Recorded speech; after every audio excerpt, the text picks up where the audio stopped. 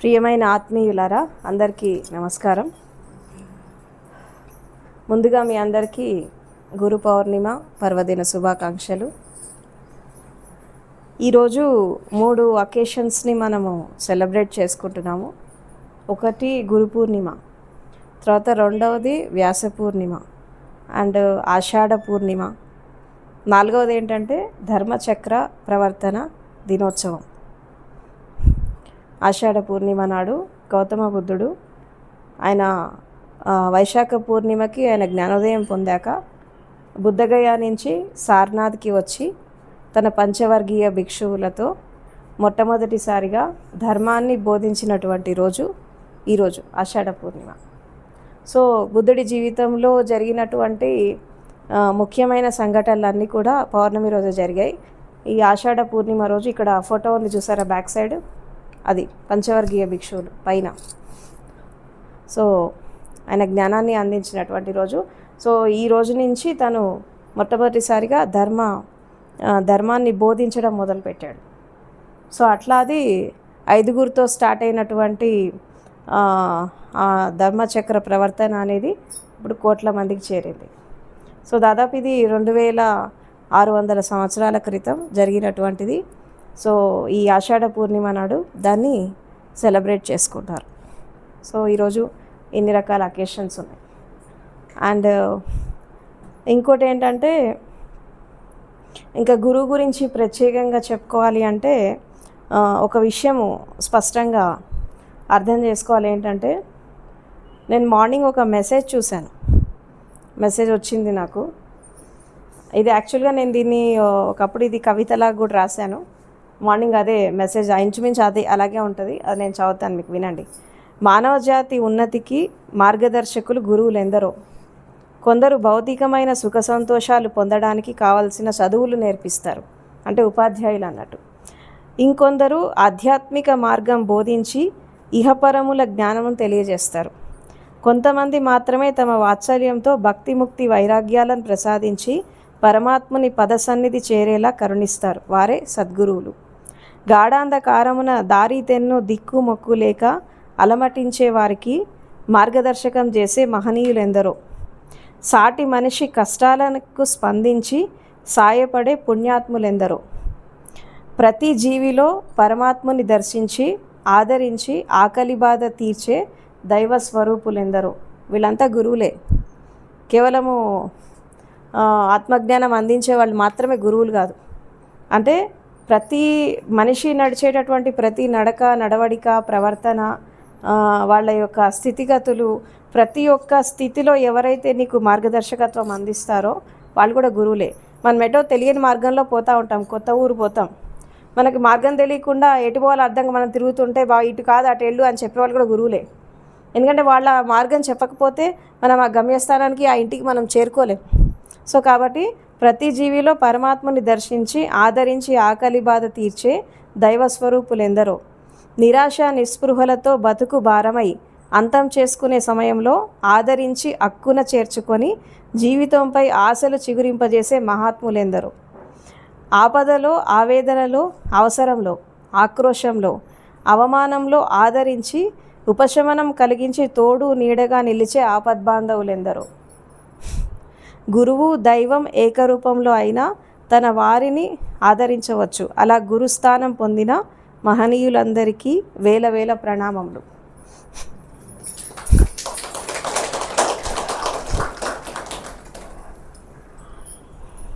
మనకి భారతదేశంలో మనకి అనేక రకాల పరంపరలు ఉన్నాయి, అనేక రకాల ధర్మాలు ఉన్నాయి, అనేక రకాల సాంప్రదాయాలు ఉన్నాయి. ఎన్ని పరంపరలున్నా, ఎన్ని సాంప్రదాయాలున్నా ఎవరూ కాదనలేని విషయం ఏంటంటే, భారతదేశం అనేది ఋషి పరంపర, గురు పరంపర కలిగినటువంటి దేశం. అందుకే దీన్ని ఒకప్పుడు విశ్వగురువులాగా ఆదరించారు ప్రపంచ దేశాలన్నీ కూడా. సో పూర్వకాలం నుంచి ఇప్పటిదాకా కూడా మనిషి ఎదుగుదలలో, వారి యొక్క జీవిత వికాసంలో ఎంతోమంది మహనీయులు, సంఘ సంస్కర్తలు, తర్వాత దేశభక్తులు, తర్వాత స్వాతంత్ర సమరయోధులు, విప్లవకారులు, సామాజిక మూర్తులు, మానవతామూర్తులు, తర్వాత జ్ఞానులు, మహర్షులు, మనిషికి కావాల్సినటువంటి ప్రతి ఒక్క స్థితిని వాళ్ళకి అన్ని విధాలుగా అందించినటువంటి విద్య నేర్పించినటువంటి ఉపాధ్యాయులు, పేరెంట్స్. అంటే ఇక్కడ గురు దత్తాత్రేయ స్వామిది ఒక విషయం మనము ఇక్కడ గుర్తు చేసుకోవాలి. ఏంటి అంటే, నీకు నేర్చుకోగలిగేటటువంటి అలవాటు నీకుంటే విశ్వంలో ప్రతి ఒక్క జీవి నీకు నేర్పిస్తుంది అని అంటాడు. నాట్ ఓన్లీ మనుషులే కాదు, ప్రతి ఒక్క జీవి నీకు నేర్పిస్తుంది. If you are really having that learning ability. అందుకే నీకు గురువు ఎవరు అని అంటే ఆయన 21 మంది గురువుల పేర్లు చెప్తాడు. అంటే పసిబాలుడు, సముద్రము, పంచభూతాలు, చెట్లు, ఆకాశము, భూమి, అగ్ని, వాయువు, సర్పము, ఆఖరికి క్రూర మృగాలు, తర్వాత ఏనుగు, ఇట్లా 21 గురువుల పేర్లు చెప్తారు. అంటే మనకి నేర్చుకునేటటువంటి తత్వం మన లోపల ఉంటే సమస్త విశ్వం నీకు నేర్పిస్తుంది. ఆ నేర్చుకునేటటువంటి స్థితి నీ లోపల ఉంటే నీకు భౌతికమైన గురువు అవసరం లేదు, మొత్తం ప్రకృతి నీకు గురువు అయిపోతుంది. చాలామంది గురువులు లేకుండా కూడా, భౌతికంగా గురువులు లేకుండా కూడా జ్ఞానోదయం పొందిన వాళ్ళు చాలామంది ఉన్నారు. ఇప్పుడు మనకి గౌతమ బుద్ధుడి కాలంలో ఆయనకు ఒక ఏకలవ్య శిష్యుడు ఉండేవాడు. ఏకలవ్య శిష్యుడు అంటే తెలుసు కదా మీకు, ద్రోణాచార్యుడికి ఏకలవ్యుడిలాగా. ఆయన ఎప్పుడు బుద్ధుడిని కలవలేదు, చూడలేదు, ఎప్పుడు ఆయన దగ్గరికి రాలేదు. అయినా బుద్ధుడి యొక్క రూపాన్ని అనుసంధానం చేసుకొని ఆయన ఒక అడవిలోకి వెళ్ళిపోతాడు. అడవిలోకి వెళ్ళిపోయి తపస్సు స్టార్ట్ చేస్తాడు. అంటే బుద్ధుడి బోధనలు విన్నాడు, కానీ బుద్ధుడిని ఎప్పుడు చూడలేదు, కలవలేదు, ఎప్పుడు ఆ గురు సాంగత్యంలో రాలేదన్నట్టు. సో అట్లా తను ఒక 7 సంవత్సరాలు ఇది సతిపటాన సూత్రాలలో ఈ కథ చెప్తారు. ఎవరైనా విపස්සన చేసిన వాళ్ళు ఉంటే వాళ్ళకి తెలుస్తుంది ఈ స్టోరీ. 7 days ప్రోగ్రాంలో దీని గురించి చెప్తారు. అయితే ఆ బుద్ధుడి బోధనలను అందుకొని బుద్ధుడి యొక్క సాంగత్యం లేకుండా, ఆయన ఎప్పుడు కలవకుండా 7 సంవత్సరాలు అడవికి వెళ్ళేసి ఆయన సాధన మొదలు పెడతాడు. 7 సంవత్సరాల తర్వాత ఆయనకి జ్ఞానోదయం వస్తుంది, బుద్ధత్వం వచ్చింది. బుద్ధత్వం వచ్చాక ఆ జ్ఞానాన్ని బోధించడానికి ఎవరు ఉండరు, అంతా అడవే కదా, అన్ని జంతువులు, పక్షులు అంతా అడవే కదా. ఎవరికి చెప్పాలి? జనరల్గా ఒక విషయము, ఒక మనిషి ఒక సత్యాన్ని అర్థం చేసుకున్నాక, దాన్ని ఆకళింపు చేసుకున్నాక ఎవరితో చెప్పకుండా ఉండలేడు. అఫ్కోర్స్ జ్ఞానోదయం వచ్చాక కొన్ని సంవత్సరాలు మౌనంగా ఉన్నప్పటికీ కూడా ఏదో ఒక రోజు ఈ సత్యాన్ని మనం చెప్పాలి అని ఆటోమేటిక్గా వాళ్ళకి ఆ భావన వచ్చేస్తుంది. అతనికి కూడా ఎన్నో రోజులు మౌనంలో ఉన్నాడు జ్ఞానోదయం వచ్చాక. తర్వాత ఎలా మనం దీన్ని ఎక్స్ప్రెస్ చేయాలి, ఎవరికి చెప్పాలి, ఎవరు లేరు కదా, సరే పోనీలే ఈ చెట్లకి వీటికే చెప్తా నేను అని చెప్పి ఆయన జ్ఞానాన్ని పంచడం స్టార్ట్ చేస్తాడు. అలా పంచుతూ ఉన్నప్పుడు ఆయన చెప్పడం కంప్లీట్ అయిపోయాక సాధు సాధు సాధు అని 3 సార్లు ఆ వాణి వినబడుతుంది. అక్కడ ఎవరు విన్నారు అంటే, ఇక్కడ మళ్ళీ కొన్ని రకాల బుద్ధిస్ట్ స్క్రిప్చర్స్లో ఒక విషయం చెప్తారు. ఏంటి అంటే, ఒక గురువు, ఒక జ్ఞానోదయం పొందినటువంటి వ్యక్తి ఒక సత్సంగాన్ని చేస్తున్నా, ధర్మ ప్రవచనం చేస్తున్నా, అక్కడ కేవలం మనుషులే కాదు, కొన్ని రకాల ప్రాణాలు కూడా వచ్చి వింటాయిట. ఈవెన్ ఈ దేవుళ్ళు దేవతలుగా ఎవరైతే మనం ఇప్పుడు ఆరాధిస్తున్నామో, కొన్ని రకాల శక్తులను మనం ఆరాధిస్తున్నామో, వాటి యొక్క ప్రజెన్స్ కూడా అక్కడ ఉంటుందట ఎక్కడైతే సత్సంగం. ఎందుకంటే దేవుళ్ళు దేవతలు అవ్వడం కంటే కూడా బుద్ధత్వం పొందడం చాలా గొప్పది. మోక్షానికి, ముక్తికి ఎక్కువ ఇంపార్టెన్స్ ఇచ్చారు. దేవుళ్ళు దేవతలు కావడం చాలా ఈజీ. ఏముంది, నేను ఒక పుణ్యకార్యం చేస్తేనో, సేవ చేస్తేనో, లేదంటే మంచి పనులు చేస్తేనో, సమాజ సేవ చేస్తేనో, మానవత్వంతో జీవిస్తేనో నేను దేవుళ్ళు దేవతలుగా ఆరాధిస్తారు. అది చాలా చిన్న స్టేట్. బట్ జ్ఞానోదయం పొందడం highest according to the spirituality. So కాబట్టి అలా ఎవరైతే వీళ్ళు జ్ఞానాన్ని ఎవరైతే అందుకోకుండా, దేవుళ్ళు దేవతలుగా ఉన్న వాళ్ళకు కూడా జ్ఞానోదయం రాకపోతే వాళ్ళ యొక్క స్థితి కూడా అసంపూర్ణమే. అంటే బుద్ధత్వానికి, జ్ఞానోదయానికి అంత ఇంపార్టెన్స్ ఇచ్చారు. సో అట్లా అది కొన్ని రకాల ప్రాణాలు, అందులో మంచివి ఉన్నాయి, చెడ్డవి ఉన్నాయి. మీకు తెలుసు కదా, ఎనర్జీస్ 9 days వర్క్షాప్ చేసిన వాళ్ళకి ఇది అర్థమవుతుంది. అవి వచ్చేసి అది రాగానే వాణి వాటి నుంచి వచ్చేసింది సాధు సాధు సాధు అని.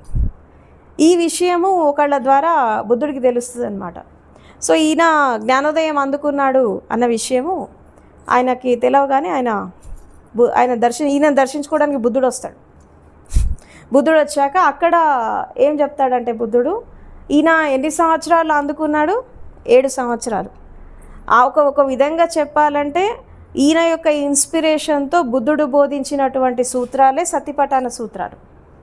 విపస్సనాలో చెప్తారు ఇది. అంటే 7 రోజుల్లో జ్ఞానోదయాన్ని ఎలా పొందాలా, 1 వీక్లో ఎలా పొందాలి, లేదంటే 1 వీక్ దాటిపోతే మళ్ళీ 7 ఇయర్స్, నీకు పొందలేని స్థితి వస్తే 7 ఇయర్స్లో ఎలా మనం దీన్ని అందుకోవాలా. అతను 7 సంవత్సరాలు అందుకున్నాడు కదా, అతని జ్ఞానాన్ని బేస్ చేసుకొని అతను ఎలా జ్ఞానాన్ని అందుకున్నాడు, గురువు లేకుండా తను ఎట్లా దాన్ని సాధించాడు అని చెప్పి ఈ సతిపటాన సూత్రాలలో దాంట్లో సమాధి ఎక్స్పీరియన్సెస్, బోధి అంగాలు అండ్ ఈ కాయానుపස්සన, చిత్తానుపස්සన, వేదానుపස්සన, తర్వాత ధమ్మానుపස්සన, ఇది చెప్తూ నెక్స్ట్ బోధి అంటే ఎన్లైటన్మెంట్ పొందాక ఆ స్థితి ఎలా ఉంటుంది అండ్ తర్వాత ఈ సెల్ఫ్ రియలైజేషన్ ఎలా వస్తుంది, ఈ సూత్రాలన్నీ కూడా దాంట్లో ఆయన చాలా స్పష్టంగా చెప్పడం జరిగింది. అందుకే సతిపటాన ప్రోగ్రామ్ అనేది 7 డేసే ఉంటుంది. అందులో చాలా డీపర్ నాలెడ్జ్ ఇవ్వడం జరుగుతుంది బుద్ధుడు. ఇది ఏంటంటే అర్థం చేసుకునే వాళ్ళకి అర్థమవుతుంది, పెరిఫెరీగా చూసే వాళ్ళకి ఇది ఎప్పటికీ అర్థం కాదు.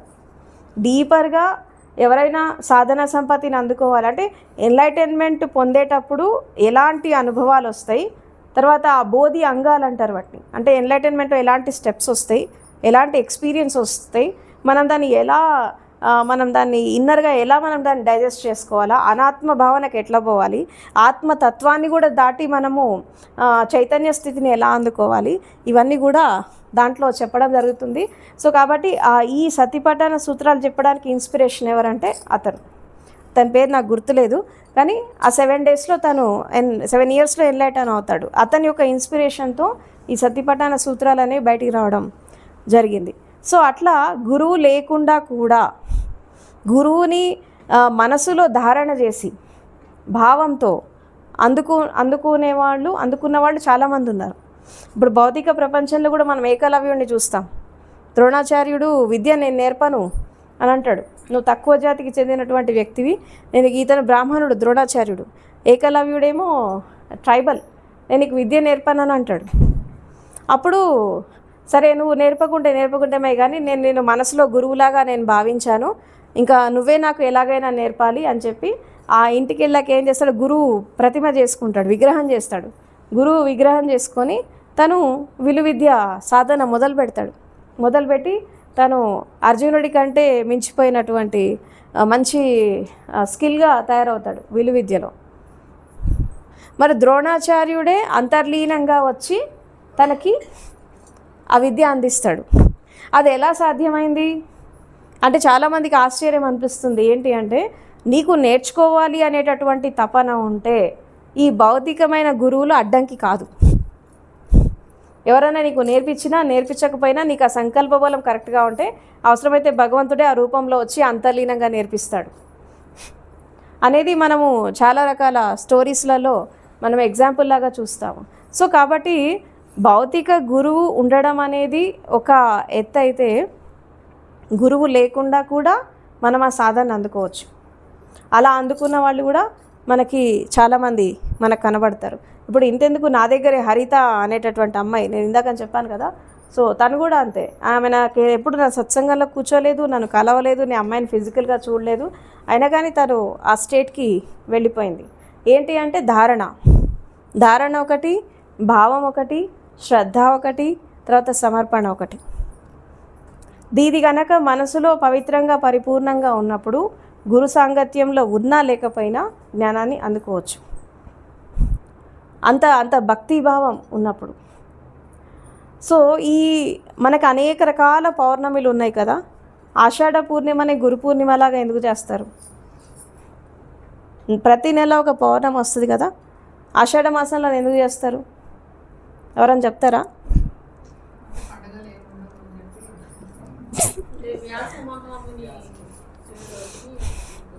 కాదు, ఇంకా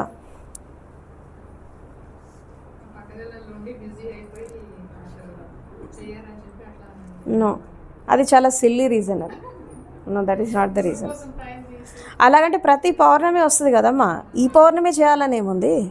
ఇప్పుడు వైశాఖ పౌర్ణమి ఉంది, కార్తీక పౌర్ణమి ఉంది, రకరకాల పౌర్ణములు, ప్రతి నెల ఒక పౌర్ణమి వస్తుంది కదా. మరి ఈ పౌర్ణమి ఎందుకు, ఆషాఢ పూర్ణిమనే ఎందుకు చేస్తారు? ఇదేం ఋతువు? ఆషాఢ పూర్ణిమ ఋతువు ఏంటమ్మా ఇది? వర్ష ఋతువు ఇది, వర్ష ఋతువు. వర్షాలు చాలా వస్తాయి ఈ టైంలో, అవునా? అయితే ఆషాఢ పూర్ణిమని గురు పూర్ణిమ లాగా చేయడానికి ముఖ్యమైన ఉద్దేశం ఏంటి అంటే, ఈ వర్ష ఋతువులో అంటే వర్షాలు ధారాళంగా అప్పుడప్పుడు ముసురు పట్టేది ఒకప్పుడు, ఇప్పుడు లేదు కానీ ఒకప్పుడు అలా ఉండేది, ధారాళంగా పడతా ఉండేది 24 hours. అయితే ఎప్పుడైతే ఈ ఆషాఢ మాసంలో ఎప్పుడైతే ధారాళంగా వర్షాలు ఎప్పుడైతే పడుతూ ఉంటాయో, నీకు చంద్రుడు వచ్చింది కనబడదు, సూర్యుడు వచ్చింది కనబడదు, అవునా? సూర్యుడు చంద్రుడు ఒకేలాగా ఉంటారు, అంటే అప్పుడు మబ్బై ఉంటుంది, ఇప్పుడు మబ్బే ఉంటుంది. సూర్యుడు మబ్బుల చాటున ఉంటాడు, చంద్రుడు కూడా మబ్బుల చాటునే ఉంటాడు. మీరు చూడండి, ఆషాఢం ఈ పౌర్ణమి మీకు చంద్రుడు సరిగా కనబడడు, చంద్రుడు సరిగా ఉండడు. ఎందుకంటే ఆ వర్షం ధార పడుతున్నప్పుడు మనకి చంద్రుడు సరిగా ఉండడనమాట. ఎప్పుడో ఒకసారి వర్షం వెలిసాక ఆ మబ్బులన్నీ పోయాక అప్పుడు చాలా క్లియర్గా ఎప్పుడో ఒక గంటనో 1 hour 2 hours అప్పుడు పౌర్ణమి వెలుగు చాలా స్పష్టంగా కనిపిస్తుంది. ఇది ప్రకృతిలో ప్రతి సంవత్సరము జరిగేటటువంటి ఒక సాధారణమైనటువంటి ఒక ప్రక్రియ, ఇది అందరికీ తెలుసు. అయితే ఈ ఆషాఢ పూర్ణిమనే గురు పూర్ణిమ లాగా చేయడానికి ముఖ్య ఉద్దేశం ఏంటి అంటే, మనిషి జీవితంలో కూడా ఇప్పుడు ఇందాక మనం దాంట్లో చూసాము, ప్రతి ఒక్క స్థితిలో ఒక మార్గదర్శకత్వం అనేది ప్రతి మనిషి జీవితంలో పుట్టినప్పటి నుంచి చచ్చిపోయేదాకా ఎవరో ఒకళ్ళ మార్గదర్శకత్వం మనిషికి అవసరం, ఎవరో ఒకళ్ళ గైడెన్స్ అవసరం. కష్టం వచ్చినప్పుడు, నష్టం వచ్చినప్పుడు, సంతోషం వచ్చినప్పుడు, బాధ వచ్చినప్పుడు, ప్రేమ వచ్చినప్పుడు, నువ్వు ఎవరితోనైతే ఏదైతే నువ్వు షేర్ చేసుకుంటావో వాళ్ళు వింటున్నారు, నిన్ను భరిస్తున్నారు అంటే వాళ్ళు గురువు అన్నట్టు. It's true. అది నువ్వు చెట్టుకు చెప్పుకుంటావా, మనిషికి చెప్పుకుంటావా, ప్రకృతికి చెప్తావా, లేకపోతే విశ్వాన్ని గురువులాగా భావిస్తావా, అక్కడ సాధనం ఏదుంది అనేది అక్కడ ఇంపార్టెంట్ కాదు. సో అదేవిధంగా ప్రతి మనిషి జీవితంలో కూడా ఈ కష్టాలు, నష్టాలు, దుఃఖాలు, అజ్ఞానము, అంధకారము, మూర్ఛ, అనేక రకాల స్థితిగతులు, ఇదంతా కూడా ఒక ధారలాగా ప్రవహిస్తూ ఉంటాయి ప్రతి మనిషి జీవితంలో.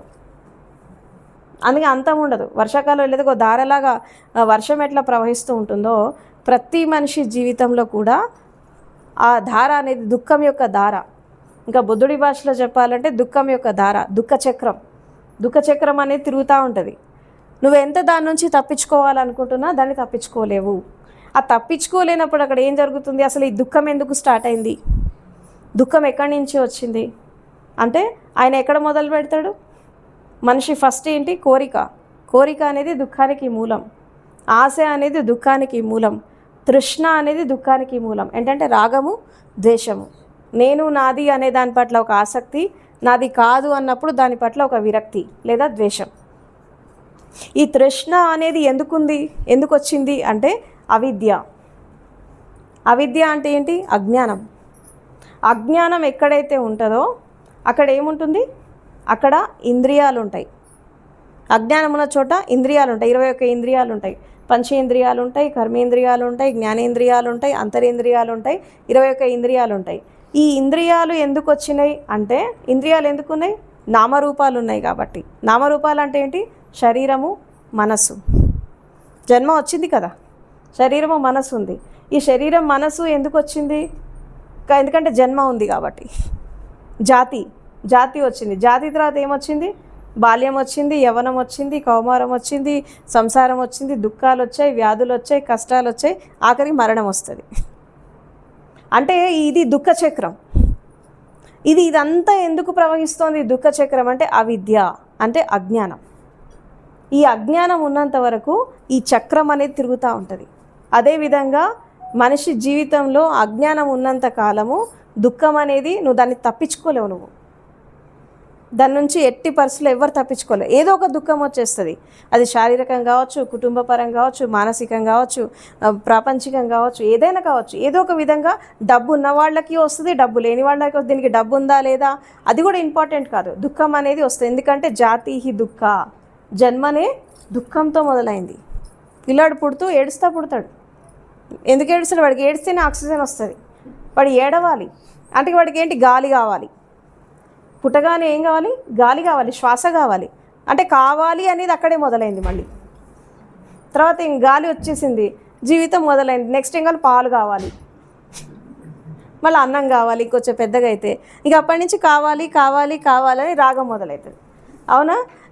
ఇది ఇష్టమైనవి దొరికినప్పుడు కావాలి కావాలి అంటారు, ఇష్టం లేనివి ఎదురైనప్పుడు వద్దు వద్దు వద్దు, దాని పట్ల ద్వేషం. అంటే రాగం అనేది పుట్టుకతోనే స్టార్ట్ అయింది. కాబట్టి జాతిహి దుఃఖ, జన్మనే దుఃఖం అంటాడు. సో అట్లా మొదలైనటువంటి జీవిత ప్రయాణంలో ఈ కష్టాలు, నష్టాలు, దుఃఖాలు, బాధలు వర్షంలాగా ప్రవహిస్తూ ఉంటాయి. ఆ ప్రవహిస్తున్నప్పుడు ఎప్పుడైతే జీవితంలో గురువు అనేవాడు ప్రవేశిస్తాడో అప్పుడప్పుడు ఎన్ని కష్టాలున్నా నష్టాలున్నా మీరు కూడా ఇరుక్కుపోతారు కదా భౌతిక ప్రపంచంలో. అప్పుడప్పుడు గురువు గుర్తొస్తాడు కదా. గుర్తొచ్చినప్పుడు అప్పుడు ఏమవుతుంది? మెల్లిమెల్లిగా ఆ వర్షధారలు తగ్గిపోయి ఆ మబ్బులన్నీ విడిపోయాక అప్పుడు పౌర్ణమి చంద్రుడిలాగా గురువు కనిపిస్తాడు. అందుకే ఈ ఆషాఢ పూర్ణిమని గురు పూర్ణిమగా సెలబ్రేట్ చేసుకుంటారు. అండ్ ఇంకొకటి ఏంటి అంటే పౌర్ణమి యొక్క వెలుగు, మన యొక్క చైతన్యం యొక్క వెలుగు ఒకటే. సో ఈ సూర్యుడుతో ఎందుకు పోల్చారు గురువుని? చంద్రుడితో ఎందుకు పోలుస్తారు? ఎవరికైనా తెలుసా? సూర్యుడితో పోల్చొచ్చు కదా, చంద్రుడితో ఎందుకు మళ్ళీ చంద్రుడు స్వయం ప్రకాశితుడు కాదు. సూర్యుడి వెలుగు మీద ఆధారపడి చంద్రుడు ప్రకాశిస్తాడు. అవునా? సో గురు పూర్ణిమలు ఎందుకు చేస్తారు? గురు సూర్యోదయం చేయొచ్చు కదా, పౌర్ణిమ ఎందుకు చేస్తారు? ఈవినింగ్ టైంలో ఎందుకు చేస్తారు? ఎర్లీ మార్నింగ్ చేయొచ్చు కదా. ఎందుకు పోల్చరు అంటే సూర్యుడు స్వయం ప్రకాశితుడు, కానీ సూర్యుడిని మనం డైరెక్ట్ చూడలేం. సూర్యుడిని మనం డైరెక్ట్ చూడలేం. ఏదో మార్నింగ్ వచ్చే ఫస్ట్ సన్ రైజ్ చూడగలుగుతాం, కానీ అది కొంచెం కొంచెం పెరుగుతుంటే దాన్ని మనం డైరెక్ట్ చూడలేం. ఈవెన్ మార్నింగ్ వచ్చే సన్ రైజ్ ఒక 2 minutes చూస్తే కళ్ళు బర్నింగ్ సెన్సేషన్ వస్తాయి మనకి. ఇంకా దాని తర్వాత అసలు చూడలేం మనం, ఆ తలెత్తి కూడా మనం చూడలేం దాన్ని. అదేవిధంగా మరి చంద్రుడిని మనం చూడగలుగుతాం, ఎంతసేపు అయినా చూడగలుగుతాం చంద్రుడిని. చంద్రుడితో ఆ వెన్నెలతో ఆస్వాదిస్తాము, వెన్నెలో తిరుగుతాము. అవునా? ఆ చల్లదనాన్ని ఎంజాయ్ చేస్తూ ఉంటాం, ఆ ఎనర్జీని ఎంజాయ్ చేస్తూ ఉంటాం. ఇదంతా మనం చూస్తూ ఉంటాం. అయితే సూర్యుడు గురువుని సూర్యుడితో ఎందుకు పోల్చారంటే సూర్యుడు భగవంతుడి లాంటి వాడు. భగవంతుడు మనం డైరెక్ట్ చూడలేం. గురువు ఏం చేస్తాడు? ఆ ఎనర్జీని తీసుకొని ఒక చల్లని వెన్నెలలాగా మార్చి పౌర్ణమి వెలుగులాగా శిష్యులకు అందిస్తాడు. అందుకే గురువుతో సత్సంగాల్లో కూర్చుంటారు, గురువుతో మాట్లాడతారు, కష్ట నష్టాలు చెప్పుకుంటారు, తర్వాత జ్ఞానాన్ని కూడా అందుకుంటారు. ఎందుకంటే సూర్యుడి యొక్క శక్తి అనేది చాలా హార్ష్గా ఉంటుంది. ఏ జీవి కూడా, ఏ ప్రాణి కూడా సూర్యుడి శక్తి ముందు పోతే కాలిపోతే. ఇప్పుడు మన మనుషులంతా చంద్రగ్రహాన్ని, ఈ గ్రహాన్ని సూర్యగ్రహానికి పోయినరా? ఎందుకు కాలిపోతారు అక్కడ పోతే. ఎందుకంటే కింద ఉండే సూర్యుడిని మనం డైరెక్ట్ చూడలేము, ఇంకా గ్రహానికి పోతే ఇంకా అయిపోతాం, ఇంకా కాలిపోవడమే. సో కాబట్టి సూర్యుడు అనేటటువంటి శక్తిని విశ్వశక్తితో పోల్చారు. యూనివర్సల్ కాన్షియస్నెస్ అనేది సూర్యుడి లాంటిది. ఈ గురువు ఏం చేస్తాడు? తను జ్ఞానాన్ని అందుకొని జ్ఞానోదయాన్ని పొంది ఆ సూర్యుడి యొక్క శక్తిని తీసుకొని దాన్ని ట్రాన్స్ఫర్మేషన్ చేస్తాడు. ఎట్లా? ఒక వెన్నెలలాగా ట్రాన్స్ఫర్మేషన్ చేసి శిష్యులకు అందిస్తాడు. అందుకే గురువుని పౌర్ణమితో పోల్చారు. అందుకే గురు పౌర్ణిమలు చేస్తారు. అందుకే ఎస్పెషల్లీ మనకి భారతదేశంలో భగవంతుడి కంటే కూడా గురువుకి ఫస్ట్ ప్రయారిటీ ఇస్తారు. అందుకే గురు బ్రహ్మ, గురు విష్ణు, గురుదేవో మహేశ్వర, గురు సాక్షాత్ పరబ్రహ్మ, తస్మై శ్రీ గురవే నమః. ఇంకోటి కూడా ధ్యానమూలం గురుమూర్తి, పూజామూలం గురుపదం, మంత్రమూలం గురువాక్యం, మోక్షమూలం గురుకృప. ఇక్కడ గురువుని బ్రహ్మతో, విష్ణువుతో, మహేశ్వరుడితో ఎందుకు పోలుస్తారు తెలుసా ఎవరికైనా? గురువే సాక్షాత్ పరబ్రహ్మ స్వరూపం అని ఎందుకు అంటారు? చెప్తారు ఎవరైనా? అసలు బ్రహ్మ, విష్ణు, మహేశ్వర తత్వం అంటే ఏంటి? సృష్టి, స్థితి, లయ. అవునా? ఇది ప్రతి జీవిలో జరుగుతోంది, కేవలము విశ్వంలో కాదు, ప్రతి జీవిలో ఇది జరుగుతోంది. బ్రహ్మతత్వం అంటే ప్రతి జీవి పుడుతోంది, అది బతికున్నప్పుడు దాని పాలన జరుగుతోంది, తర్వాత అది టైం వచ్చినప్పుడు వినాశనం అయిపోతుంది. అంటే సృష్టి జరుగుతోంది, సృజన జరుగుతోంది, దాని పాలన జరుగుతోంది, వినాశనం జరుగుతోంది. కాబట్టి గురువు మన లోపల జరిగేటటువంటి అనవసరమైనటువంటి చెత్త చెదారాన్ని అంతా తీసేసి, అంటే లయకారుడిలాగా మన లోపల ఉండే అజ్ఞానాన్ని, మూర్ఛని, కామక్రోధ లోభాలని, తర్వాత మన లోపల ఉండే రకరకాల నెగిటివిటీస్, నెగిటివ్ ఎనర్జీ, ఇదంతా తీసేసి వినాశనం చేసేసి అప్పుడు దాన్ని సవ్యంగా విష్ణుతత్వంతో దాన్ని పాలన చేస్తూ మళ్ళీ ఒక కొత్త జీవితాన్ని ఇస్తాడు బ్రహ్మలాగా. అందుకే ప్రతి మనిషి జీవితంలో 2 జన్మలు ఉంటాయి. ఒకటి తల్లి గర్భం నుంచి వచ్చేటటువంటి జన్మ సాంసారిక జన్మ అయితే గురువు జ్ఞానంతో ఇంకో జన్మిస్తాడు. అందుకేమంటే ద్విజత్వం అంటారు దీన్ని. ద్విజత్వం అంటే 2 బర్త్స్. ఇప్పుడు మనకి పక్షికి ఎలాగైతే 2 జన్మలు ఉంటాయి, అది తల్లి కడుపు నుంచి వచ్చేటప్పుడు ఒక అండం రూపంలో వస్తుంది, అండం పగిలి పిల్ల మళ్ళీ బయటకు వస్తుంది. అదేవిధంగా ప్రతి మనిషి తల్లి గర్భంలో నుంచి వచ్చేటప్పుడు ఒక విత్తనం లాగా వస్తాడు. విత్తనమే. ఆ విత్తనం లాగా ఉండి చచ్చిపోతే దానికి సార్థకత లేదు, వేస్ట్. ఏదో భూమి మీద పుట్టినందుకు ఇంత చచ్చిపోయేటప్పుడు ఇంత బూడిద పడేసిపోయినామా అన్నట్టే ఉంటుంది, కానీ ఇంకేం ఉండదు దాంట్లో. విత్తనము సారవంతమైన భూమిలో పడాలి, అది విత్తనం పగిలి మొలక బయటికి రావాలి, ఒక చిన్న మొక్క కావాలి, చెట్టు కావాలి, ఒక చిన్న వృక్షం కావాలి, తర్వాత మహావృక్షం కావాలి. అది అప్పుడు 10 మందికి నీడనిస్తుంది. అప్పుడు ఆ చెట్టుకి, అలాంటి మనిషికి ఒక సార్థకత భూమి మీద పుట్టినందుకు.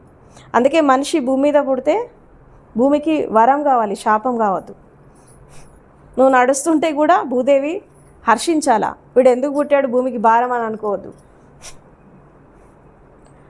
కాబట్టి విత్తనంలాగా పుట్టినటువంటి మనిషి యొక్క జీవిత వికాసానికి గురువు అనేది మూలం.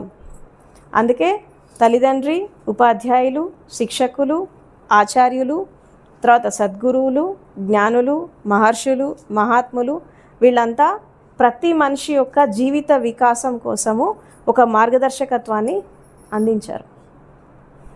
తర్వాత ఎప్పుడైతే ఈ మార్గదర్శకత్వాన్ని అందుకుంటూ ఒక మనిషి జీవిత వికాసం చేసుకుంటాడో, ఇప్పుడు మనిషి యొక్క జీవిత వికాసం అనేది ఎన్ని స్టేజెస్లో జరుగుతుంది, ఎన్ని లెవెల్స్లో జరుగుతుంది అంటే, ఫస్ట్ శారీరక వికాసం.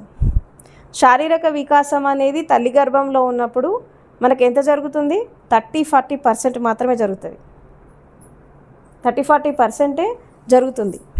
మిగతా బయటికి వచ్చాక, మళ్ళీ ఆ చిన్నపిల్లాడు బయటకు వచ్చాక మళ్ళీ 5 సంవత్సరాలలో ఇంకొక 20-30% జరుగుతుంది.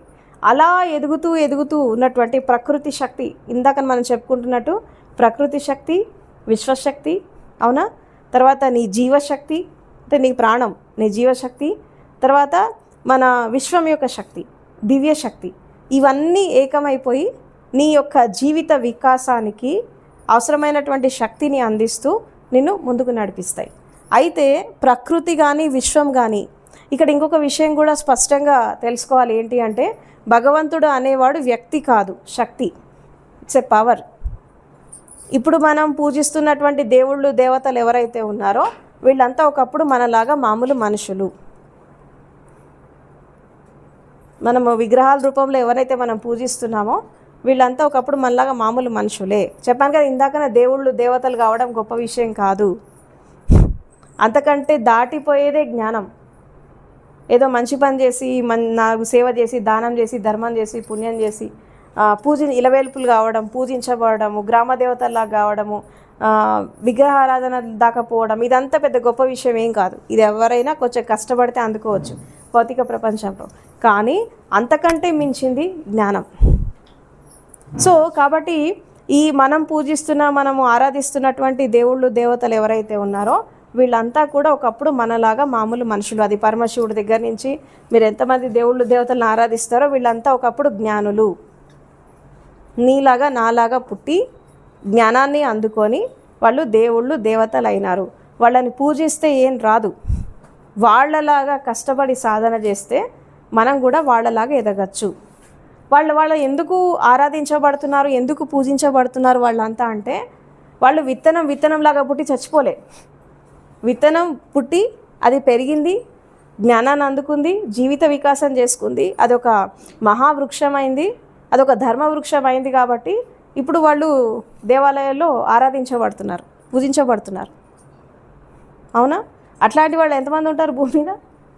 ఎంతమంది ఉంటారు? 10% ఉంటారు అంతే. మిగతా 90% అంతా వేస్ట్గా పోతున్నట్టేగా. అవునా? వాళ్ళు ఎందుకు పుట్టారో తెలీదు, ఎందుకు బ్రతుకుతారో తెలీదు. అవునా?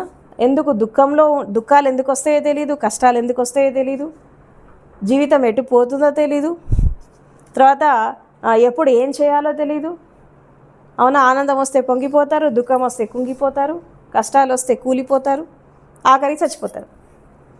ఇది 90% మంది మనుషుల జీవితాలన్నీ ఇలాగే ఉన్నాయి. సో కాబట్టి మనిషి యొక్క జీవిత వికాసంలో గురువు యొక్క ప్రాధాన్యత చాలా ఇంపార్టెంట్. ఎందుకు ఇంపార్టెంట్ అంటే ప్రతి ఒక్క అది గురువు, అది నీ తల్లి కావచ్చు, నీ తండ్రి కావచ్చు, నీ టీచర్ కావచ్చు, లేదా నీ స్నేహితుడే కావచ్చు, లేదంటే ఇంకొకళ్ళు ఎవరైనా కావచ్చు, వాళ్ళు జ్ఞానులే కావచ్చు, మహర్షులే కావచ్చు. అంటే నువ్వు కష్టాల్లో నష్టాల్లో ఉన్నప్పుడు, నీకు అవసరం వచ్చినప్పుడు, లేదా నువ్వు ఆపదలో ఉన్నప్పుడు, లేదా నీకు అత్యవసరమైనటువంటి పరిస్థితులు వచ్చినప్పుడు ఎవరైతే నిన్ను ఆదుకుంటారో, నిన్ను దాని నుంచి బయటికి తీసుకొస్తారో వాళ్ళు గురువులు అన్నట్టు. అది ఏ రూపంలో అన్నా రావచ్చు, వాళ్ళని కాదు, ఏ రూపంలో అన్నా రావచ్చు. అది మీ ఇంట్లో ఉన్న వాళ్ళు కూడా కావచ్చు, చెప్పలేము. ఆ టైంలో ఎవరు ఎక్కడ ఎలా ఆదుకుంటే వాళ్ళకి ఆ కృతజ్ఞతా భావం వ్యక్తపరిచి మనం ముందుకెళ్ళాలి.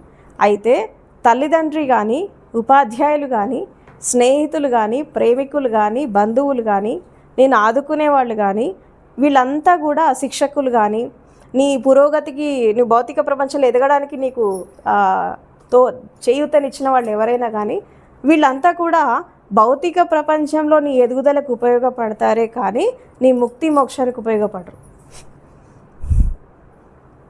అక్కడ నీకు ఉపయోగపడేది ఎవరంటే మళ్ళీ సద్గురువులు. ఇదంతా ఒక స్టేట్. ఇప్పుడు నీకేదో సమస్య వచ్చింది, నువ్వు ఎవరి దగ్గరకు పోయినావు, జాతకం చెప్పించుకోవడానికి పోయినావు, తాత్కాలికంగా నీకు సొల్యూషన్ వచ్చింది. అతను తాత్కాలికమైన గురువు, శాశ్వత గురువు కాదు. వాళ్ళ కష్టం రాకుండా లేదు కదా నీకేదో ఇబ్బంది వచ్చింది, ఎవరో నేను ఆదుకున్నారు, ఎవరైనా అవసరం ఉన్నప్పుడు ఏదైనా ఆదుకుంటారా, దేవుళ్ళలాగా వచ్చి నాకు ఆదుకున్నావు అని అంటారు.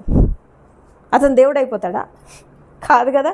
అంటే తాత్కాలికంగా మనం ఆపదలో ఉన్నప్పుడు మనల్ని ఆదుకున్నాడు కాబట్టి మనం దైవ స్వరూపంలాగా మనం భావిస్తున్నాం, కానీ అతను దేవుడు కాదు. అవునా? అది తాత్కాలికం. ఆ అవసరం అక్కడ తీరింది, అయిపోయింది. మళ్ళీ అవసరం వస్తుంది, మళ్ళీ అతనే హెల్ప్ చేయాలని ఏం లేదు, మళ్ళీ చేయొచ్చు, చేయకపోవచ్చు. అంటే ఇప్పుడు ఆపదలో హెల్ప్ చేశాడు, మళ్ళీ తర్వాత ఆపద వచ్చినప్పుడు మళ్ళీ తన దగ్గరికి వెళ్తే తను చేయకపోతే దయ్యం అయిపోతాడు. అతను అయిపోతాడు మనుషులకి. ఒకప్పుడు చేసావు, ఇప్పుడు ఎందుకు చేయట్లేదు, అప్పుడు దయ్యం అయిపోతాడు అన్నట్టు.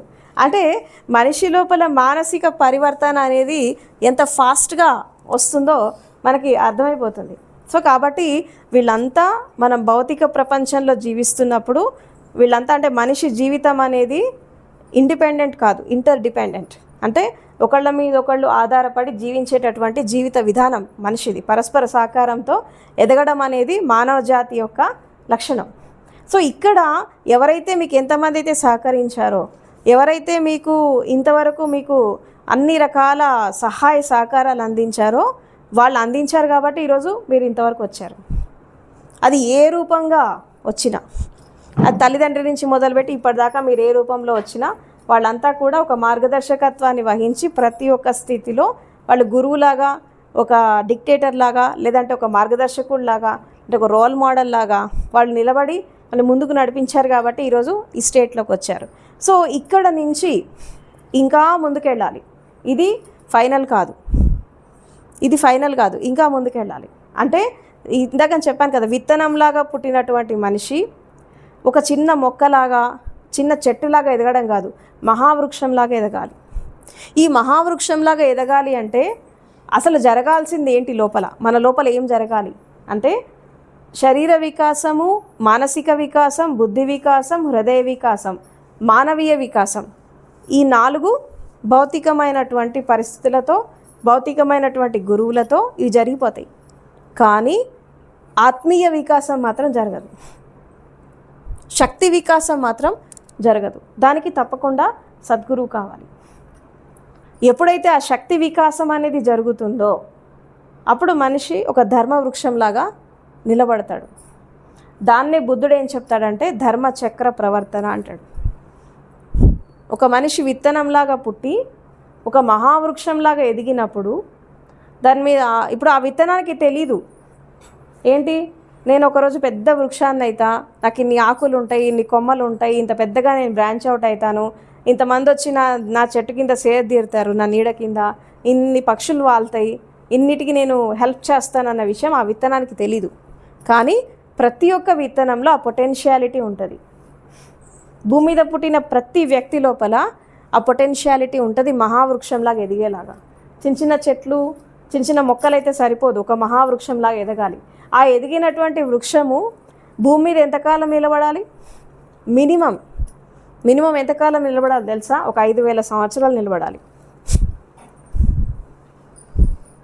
Minimum 5,000 years. అవునా?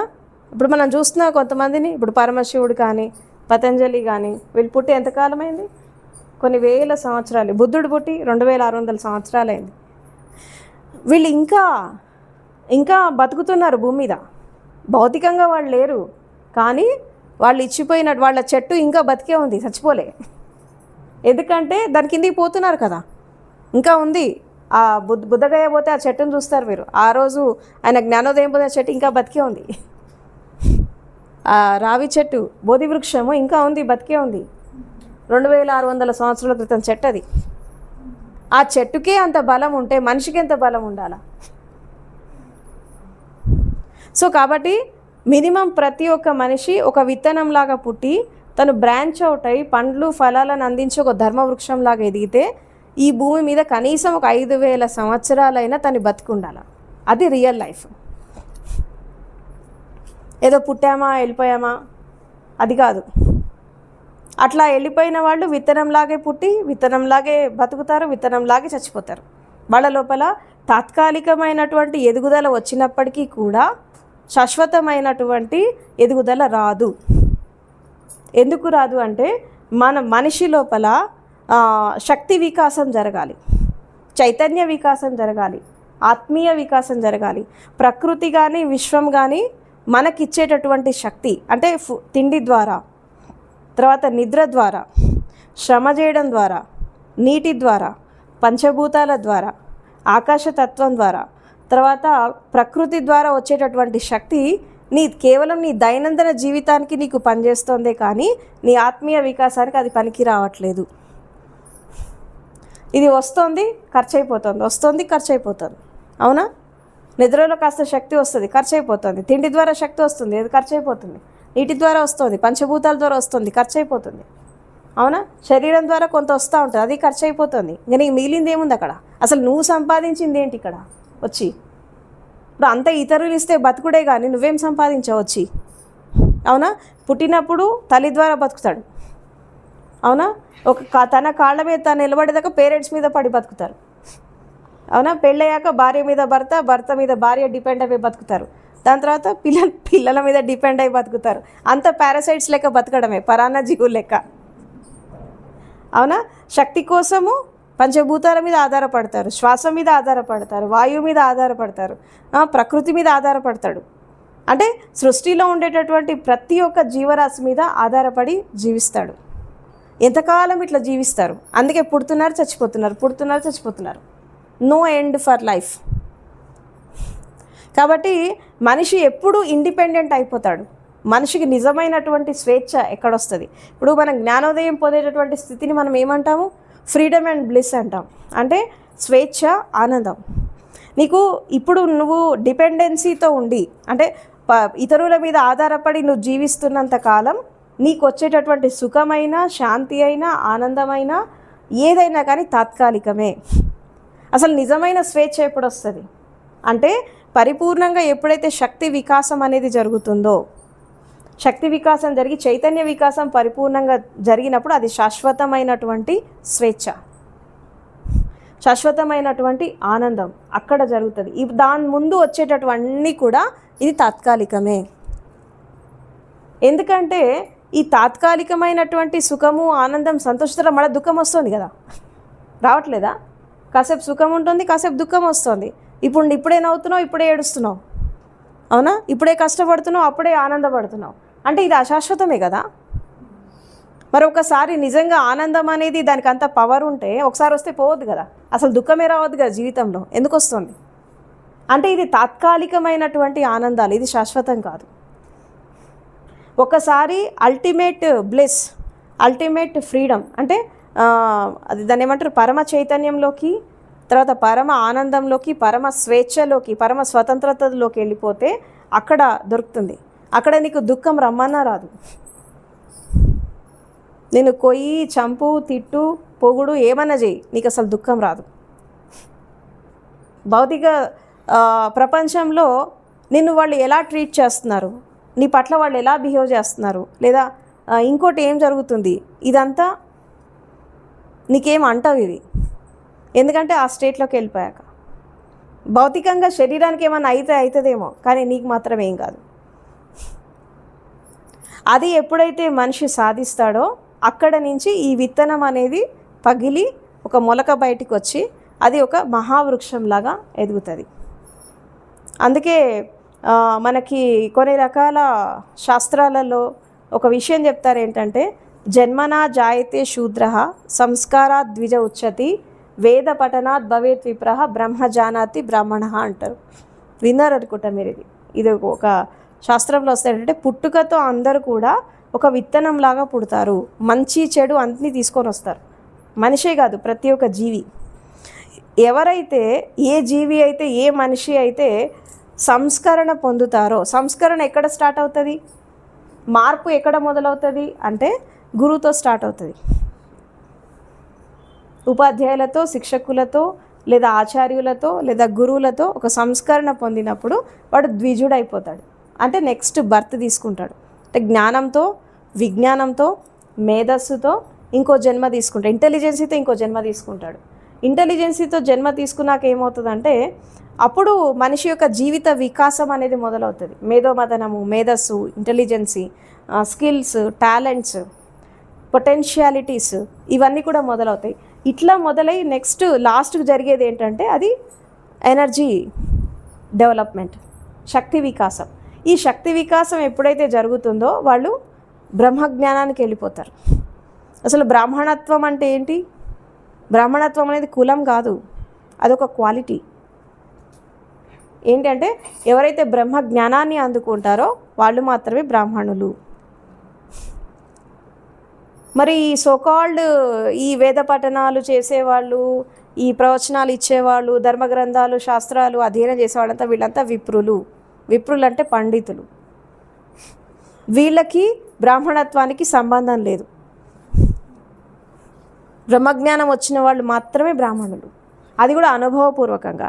మళ్ళీ ఇక్కడ వాళ్ళు ఏ కులంలో పుట్టినా, ఏ మతంలో పుట్టినా, ఏ జాతిలో పుట్టినా, ఏ దేశంలో పుట్టినా వాళ్ళకి బ్రహ్మజ్ఞానం వచ్చిందంటే వాళ్ళు బ్రాహ్మణులు. కాబట్టి దీనికి ఇది కాస్ట్ డిస్క్రిమినేషన్ అసలు కానే కాదు. ఇది యాక్చువల్గా ఒరిజినల్ కాన్సెప్ట్. దీన్ని వక్రీకరించేసి ఈ వర్ణం కాస్త కాస్ట్ అయిపోయింది, కాస్ట్ వచ్చేసి మతం వచ్చింది, రకరకాల జాడ్యాలన్నీ సమాజంలో మొదలైపోయినాయి. సో కాబట్టి this is the original concept.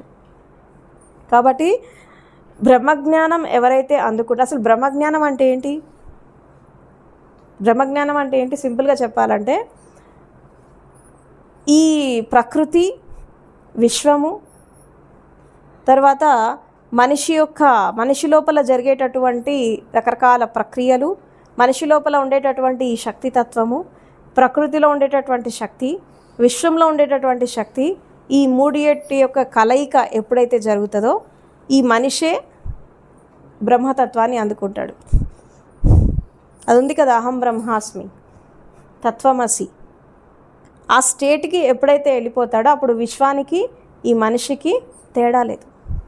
అందుకే man is a small universe, మనిషి చిన్న విశ్వంతో సమానం అని అంటారు. విశ్వంలో ఏదైతే జరుగుతోందో మన లోపల కూడా అదే జరుగుతోంది. మనకి దానికి తేడా లేదు. అండపిండ బ్రహ్మాండం అంటారు కదా, అండంలో ఉంది, పిండంలో ఉంది, పిండంలో ఉన్నదే బ్రహ్మాండంలో ఉంది. ఈ మూడిటిలో తేడా లేదు. కాబట్టి ఈ స్థితిని మనం అందుకోవడానికి ఇక్కడ కేవలం భౌతికంగా ఉండేటటువంటి గురువులు మాత్రమే కాకుండా సద్గురువులు కూడా అవసరం. కాబట్టి మీరు ఇప్పుడు ఏ స్టేట్లో ఉన్నారో అర్థం చేసుకోవాలి, ఏ స్థితిలో ఉన్నారు.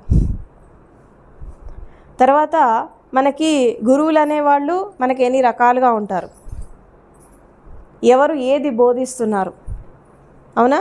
ఉపాధ్యాయులు ఉన్నారు, శిక్షకులు ఉన్నారు, జ్యోతిషం చెప్పేవాళ్ళు ఉన్నారు, వాస్తు చెప్పేవాళ్ళు ఉన్నారు, గ్రహ బలాలు చెప్పేవాళ్ళు ఉన్నారు, పండితులు ఉన్నారా వీళ్ళంతా పండితులు ఉన్నారు. తర్వాత మనకి నీకు చిన్న చిన్నగా కష్టాలు నష్టాలు వచ్చినప్పుడు నీ నష్ట కష్టాలు తీర్చేవాళ్ళు ఉన్నారు. వీళ్ళందరినీ గురువులే అంటాం. అసలు నిజమైన గురువు ఎవరు? అందరికీ గురువు అని ట్యాగ్లైన్ యాడ్ చేస్తారు కదా, అసలు నిజమైన గురువు ఎవరు? అసలు ఎవరికి ఆ పదం ఉచ్చరించాలా? ఎవరిని మనము ఆ పదం పెట్టి ఇచ్చేయాలా? నిజమైన గురువు ఎవరు? ఇప్పుడు ఫ్రెండ్స్లలో కూడా అడపాదడపా పిలుచుకుంటారు కదా, ఫ్రెండ్షిప్లో కూడా పిలుచుకుంటారు అడపాదడపా, వాటినే పిలుస్తారు గురూజీ అని చెప్పి. ఎందుకు పిలుస్తారేమో నాకు అర్థం కాదు, దేనికి పిలుస్తారో అర్థం కాదు, అవునా? జనరల్గా ఫ్రెండ్షిప్లో కూడా ఈ పదం ఎక్కువ వాడుతూ ఉంటారు. అసలు గురువు ఎవరు ఇంతకీ? నిజమైన గురువులు ఎవరంటే నీ లోపల చీకటిని, నీ లోపల అజ్ఞానాన్ని, నీ లోపల ఉండేటటువంటి కామక్రోధ లోభాలని, నీ లోపల ఉండేటటువంటి నీ రకరకాల నెగిటివిటీస్ని ఎవరైతే తీసేస్తారో, నేను ఒక పవిత్రంగా స్వచ్ఛంగా ఎవరైతే తయారు చేస్తారో వాళ్ళే నిజమైన గురువులు.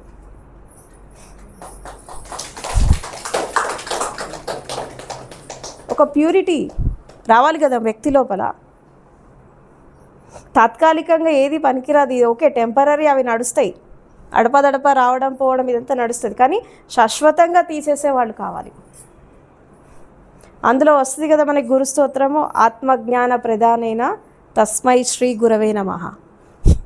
ఎవరైతే నీకు ఆత్మజ్ఞానాన్ని అందిస్తారో, ఎవరైతే బ్రహ్మజ్ఞానాన్ని అందిస్తారో, ఎవరైతే ఎవరి దగ్గరికి పోవడం ద్వారా నీ లైఫ్ అనేది కంప్లీట్ ట్రాన్స్ఫర్మేషన్ జరుగుతుందో, ఒక మార్పు అనేది జరుగుతుందో, నువ్వు గతం చచ్చిపోవాలి, నీకు ఇంకా గత మనిషి, గత జీవితము, గత అలవాట్లు, గత స్థితిగతులు అన్నీ వెళ్ళిపోవాలా. మళ్ళీ ఒక కొత్త న్యూ మ్యాన్ అంటే కొత్త మనిషి నీ లోపల నుంచి ఆవిర్భవించాలి. అది ఎక్కడైతే జరుగుతుందో, ఎవరి ద్వారా అయితే జరుగుతుందో వాళ్ళే నిజమైనటువంటి గురువులు.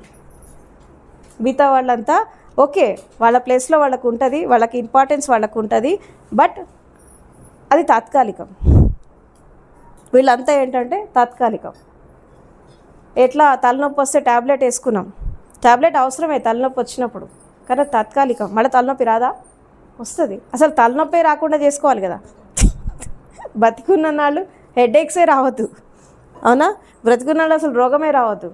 అంటే శాశ్వతమైనటువంటి పరిష్కారం దిశగా ప్రతిదానికి, శారీరక బాధలకి, మానసిక రోగాలకి శాశ్వత పరిష్కారం, హృదయ రోగాలకి, జీవితం రోగాలకి, రకరకాల రోగాలు ఉంటాయి కదా, భవరోగాలు ఉంటాయి, సంస్కార రోగాలు ఉంటాయి, శారీరక రోగాలు ఉంటాయి, మానసిక రోగాలు ఉంటాయి, హృదయ రోగాలు ఉంటాయి, అవునా? గతంలో ఉండే రోగాలు ఉంటాయి, రాబోయే ఉంటాయి. వీటన్నిటి నుంచి విముక్తి ఎవరైతే కలిగిస్తారో వాళ్ళే సద్గురువులు, వాళ్ళే నిజమైన గురువులు. ఎందుకంటే భవబంధనాల నుండి విముక్తి అయిపోవాలా. అంటే భవం అంటే ఏంటి? బికమింగ్, పుట్టడం, చావడం, పుట్టడం అక్కడ ఉంది కదా. ఈ లోకంలో ప్రతిదీ, ఉద్భవించే ప్రతి వస్తువు అనిత్యమైనది, అశాశ్వతమైనది. అనిత్యమైనది అంటే పుడుతుంది, చచ్చిపోతుంది. ఈ భవం నుంచి బయటికి రావాలి, బికమింగ్ నుంచి బయటికి రావాలి. అంటే ఈ జనన మరణ చక్రం నుంచి బయటపడాలి. అది శాశ్వతమైనటువంటి స్థితి. ఎప్పుడైతే ఈ జనన మరణ చక్రం నుంచి బయటకు వచ్చినప్పుడు నీ లోపల దీపం అనేది వెలగాలి. ఏంటి ఆ దీపం? జ్ఞానదీపం వెలగాలి, జాగృతి దీపం వెలగాలి, సాక్షి దీపం వెలగాల. తర్వాత మన లోపల ఉండేటటువంటి మన యొక్క ఆత్మ దీపం వెలగాలి.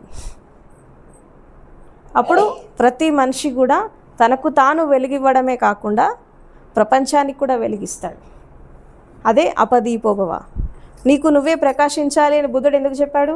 నువ్వే చీకట్లో ఉంటే ప్రపంచానికి ఏం వెలిగిస్తావు?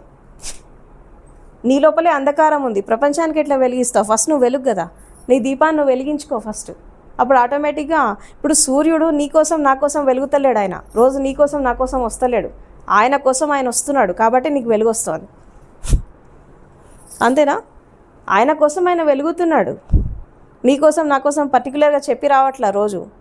ఇప్పుడు నువ్వు సూర్యోదయాన్ని చూసినా చూడకపోయినా, నువ్వు పట్టించుకోకపోయినా సూర్యుడు వస్తున్నాడా రావట్లేదా? అంటే నీకోసం నా కోసం రావట్లేదుగా, ఆయన కోసం వస్తున్నాడు.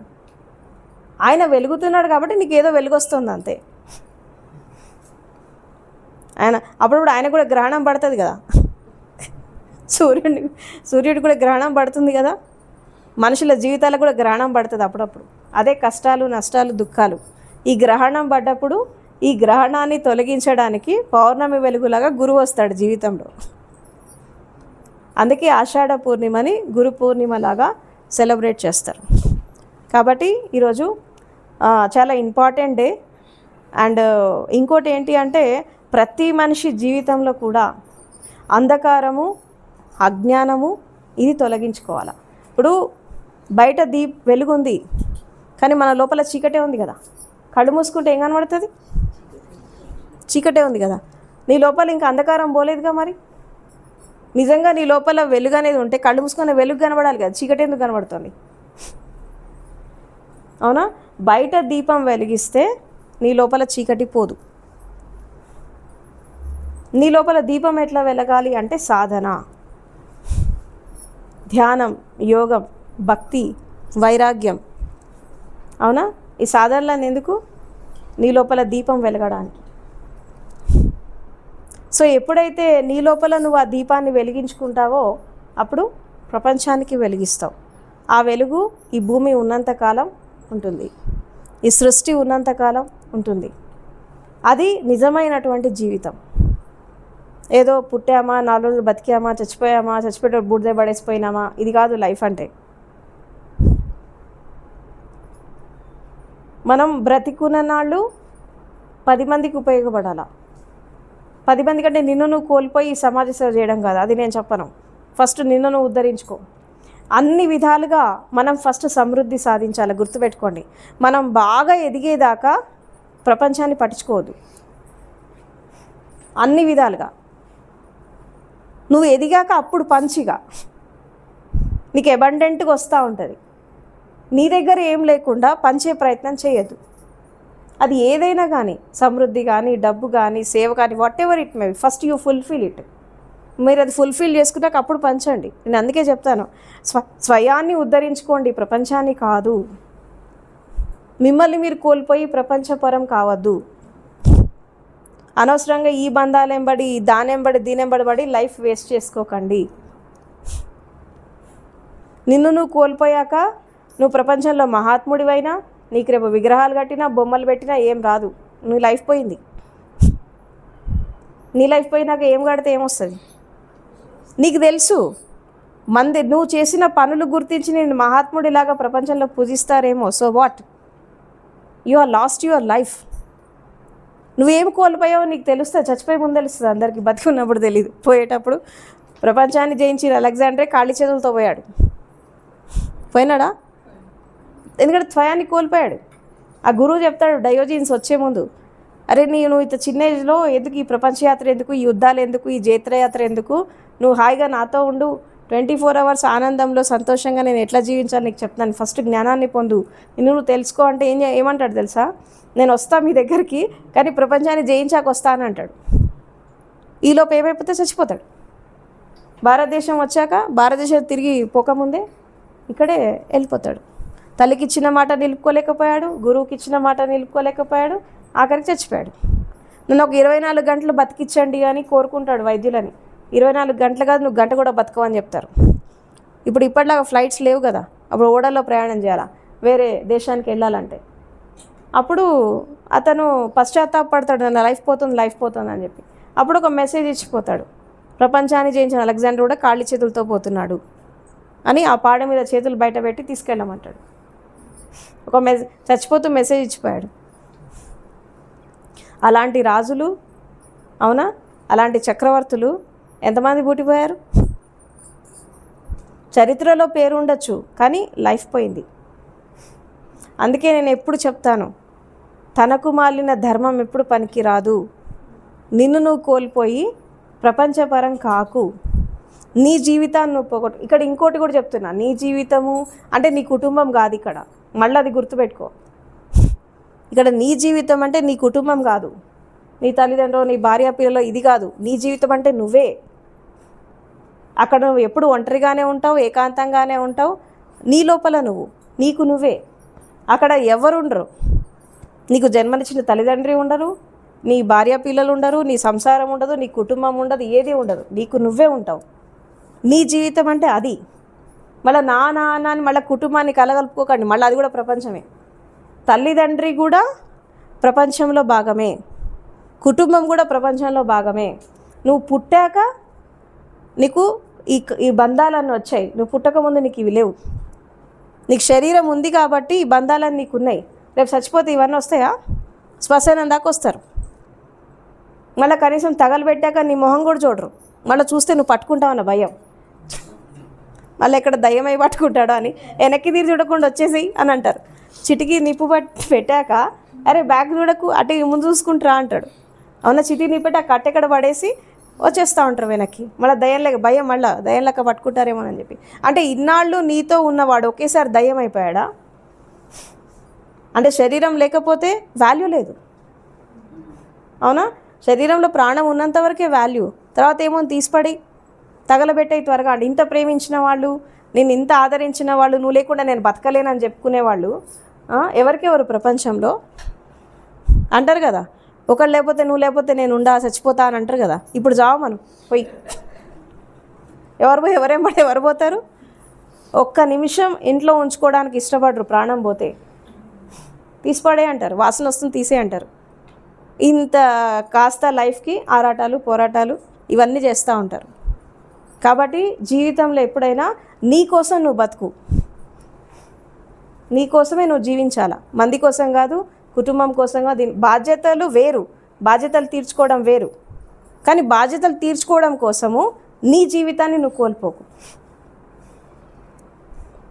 చచ్చేదాకా ఉంటాయి కుటుంబం బంధాలు. ఎట్లుంటాయంటే, నేను చచ్చిపోతున్నా గంటలో అంటే, పోతున్నావా ఈ పని చేసుకో అంటారు. పోతున్నావు కదా ఎట్లాగో ఈ పని చేసుకో అని అంటారు. అంత స్వార్థపరులే. ఇక్కడ ప్రేమ లేదు, దోమ లేదు, ఏం లేదు, అంత స్వార్థమే. అంత ఆల్మోస్ట్ సెల్ఫిష్నెస్సే ఎక్కువ ఉంటుంది చాలామందికి. మెజారిటీ అలాగే ఉంటారు. 95% అలాగే ఉంటారు. 5% ఏమో చెప్పలేము, అటు ఇటు కాకుండా ఉంటారేమో. కానీ 95% అంతా స్వార్థపరులే, సెల్ఫిష్నెస్.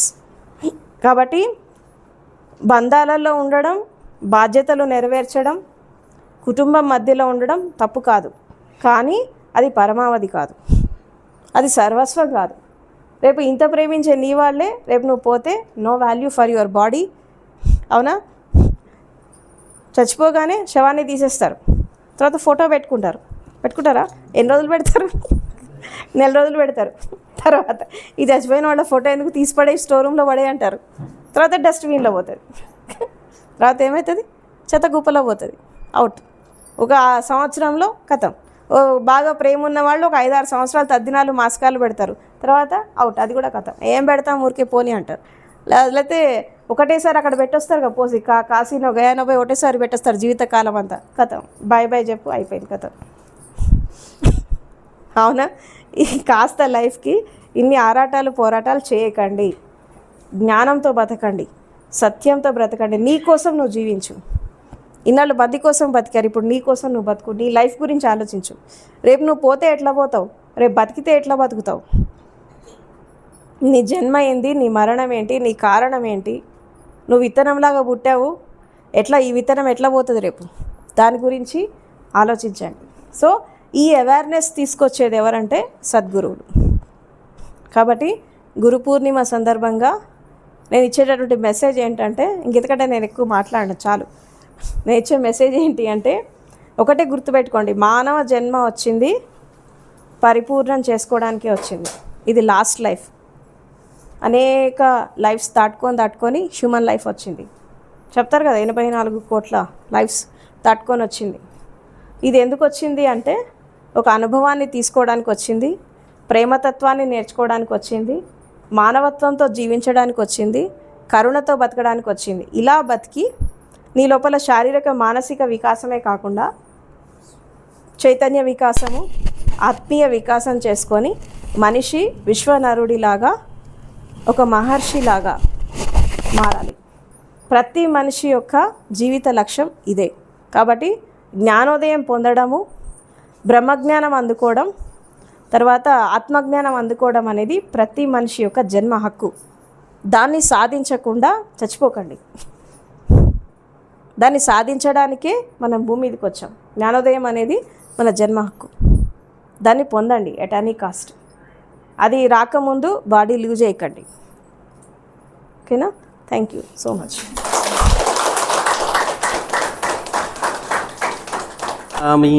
బౌద్ధం శరణం గచ్చామి, సంఘం శరణం గచ్చామి, ధర్మం శరణం గచ్చామి, బుద్ధం శరణం గచ్చామి, బౌద్ధం శరణం గచ్చామి, సంఘం శరణం గచ్చామి, ధర్మం శరణం గచ్చామి. అది కపిలవస్తు నగరం, ఇది శుద్ధోదర రాజ్యం, మాయా కడుపున జననం, ఇది మానవ జాతికి వరము. ఈ భువనంపై ఓ బుద్ధుడు, తన పేరే సిద్ధార్థుడు. బుద్ధం శరణం గచ్చామి, బౌద్ధం శరణం గచ్చామి, సంఘం శరణం గచ్చామి, ధర్మం శరణం గచ్చామి. తన కన్న కొడుకు ఒకడే, తన పంచ ప్రాణమతడే, తన కనుల పంట ఇతడే, తన కలల కోన ఇతడే. వాడిపోయిన పుష్పం కనకొండ పెంచ చిత్రం. బుద్ధం శరణం గచ్చామి, బౌద్ధం శరణం గచ్చామి, సంఘం శరణం గచ్చామి, ధర్మం శరణం గచ్చామి. తన ముఖము చంద్రవంక, తన వయసు పాలపుంత, హంసతూలి కంట, తను ఆట పాట వెంట. కందిపోవునంట, కనబడదు ఎండ ఇంట. బుద్ధం శరణం గచ్చామి, బౌద్ధం శరణం గచ్చామి, సంఘం శరణం గచ్చామి, ధర్మం శరణం గచ్చామి. మాంసాహారములతో మహావిందు భోజనంతో, సిరి వెన్నెల సంగీతం, చిరునగవుల రసగీతం, చలి కత్తెలాడే నాట్యం, భూతలం పైన స్వర్గం. సరిగా రిపగా సాదా పాగా గరిసా పండు వంటి వనిత, పగడాల నిప్పు కణిక, ఉషస్సుల నెలవంక, యశోదత పెళ్ళంట, హరివిల్లి వంగినంట, దివి నుండి దిగిన జంట. బుద్ధం శరణం గచ్చామి, బౌద్ధం శరణం గచ్చామి, సంఘం శరణం గచ్చామి, ధర్మం శరణం గచ్చామి. యవ్వనాలు కలిసే ఇద్దరి 7 క్షణములాయే, తన వయసు పూలు మురిసే, తన కడుపు కాయగాసే. రంజిల్లిపోయే రాజ్యం, రాహులుడి జన్మధన్యం. బుద్ధం శరణం గచ్చామి, బౌద్ధం శరణం గచ్చామి, ధర్మం శరణం గచ్చామి, ధర్మం శరణం గచ్చామి. కొనుకు లేదు తనకు, కుదుట పడదు మనసు, కష్టాల నిరుగడాయే, తనకు సుఖములెక్కువాయే. ఆ భటుల పిలిచినాడు, రాజ్యమంత తిరిగినాడు. బుద్ధం శరణం గచ్చామి, బౌద్ధం శరణం గచ్చామి, సంఘం శరణం గచ్చామి, ధర్మం శరణం గచ్చామి. ముసలి వాళ్ళ చూసి తన వయసు తెలుసుకొని, శవాన్ని తను చూసి బ్రతుకు నిలవదని తెలిసి, కన్నీళ్లు చూసినాడు, తను కలత చెందినాడు. బుద్ధం శరణం గచ్చామి, బౌద్ధం శరణం గచ్ఛామి, సంఘం శరణం గచ్ఛామి, ధర్మం శరణం గచ్ఛామి. తల్లి నొదిలినాడు తన తండ్రి నొదిలినాడు, భార్య నొదిలినాడు బాల్యం కొడుకు నొదిలినాడు, రాజ్యమొదిలినాడు రాజ్యపు భోగమొదిలినాడు. బుద్ధం శరణం గచ్ఛామి, బౌద్ధం శరణం గచ్ఛామి, సంఘం శరణం గచ్ఛామి, ధర్మం శరణం గచ్ఛామి. యుద్ధమొద్దు అంటే ఉరితాడు అడ్డమొచ్చే, శాంతి కోరుకుంటే సంఘం బహిష్కరణ చేసే, మార్పు కోరినేనే మనిషిని పాతరేయ చూసే. బుద్ధం శరణం గచ్ఛామి, బౌద్ధం శరణం గచ్ఛామి, సంఘం శరణం గచ్ఛామి, ధర్మం శరణం గచ్ఛామి. ప్రతి నవ్వునినాడు ప్రతి ఘటన చేసినాడు, మమత కోరినాడు తను సమత చూపినాడు, సుఖము కోరినాడు బహుజన హితము నేర్పినాడు.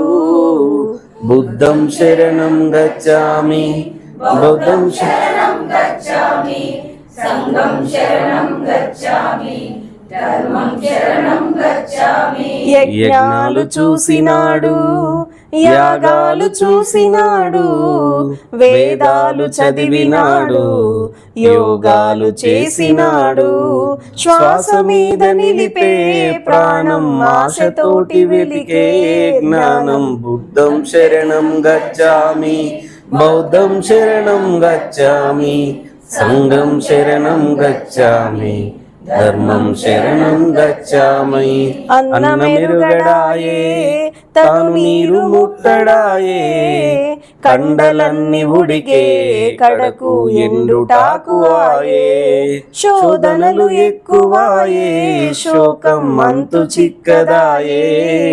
బుద్ధం శరణం గచ్ఛామి, బౌద్ధం శరణం గచ్ఛామి, ధమ్మం శరణం గచ్ఛామి, ధర్మం శరణం గచ్ఛామి.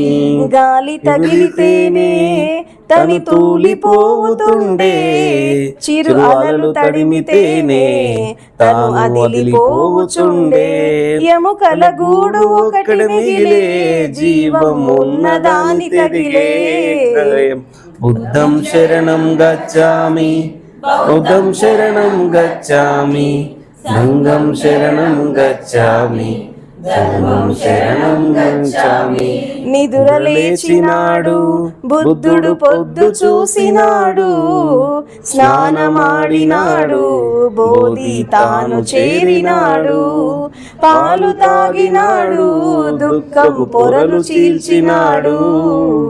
బుద్ధం శరణం గచ్ఛామి, బౌద్ధం శరణం గచ్ఛామి, సంఘం శరణం గచ్ఛామి, ధర్మం శరణం గచ్ఛామి.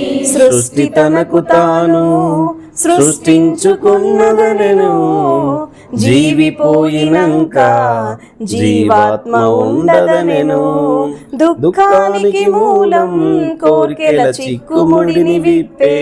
బుద్ధం శరణం గచ్ఛామి, బౌద్ధం శరణం గచ్ఛామి, సంఘం శరణం గచ్ఛామి, ధర్మం శరణం గచ్ఛామి. తను తెలుసుకున్న సత్యం నలు దిశల చాటినాడు, వర్ణ భేదముదిలి జనులను ఒకటి చేసినాడు, తొలి పొద్దులాగా పొడిచే సిద్ధుడు బుద్ధుడైనాడు.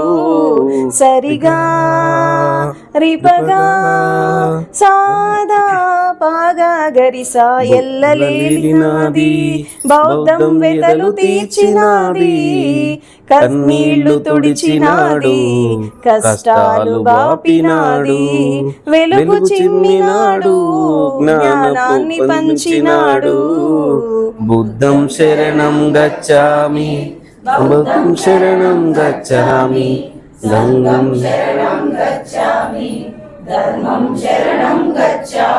అన్నమాట విడచి కులమన్నరోత మరచి శక్తినిచ్చినాడు తాత్విక యుక్తి నొసగినాడు కాలమెరిగినాడు మార్పుకి బానుడైనాడు బుద్ధం శరణం గచ్ఛామి బౌద్ధం శరణం గచ్ఛామి సంఘం శరణం గచ్ఛామి ధర్మం శరణం గచ్ఛామి. Thank you.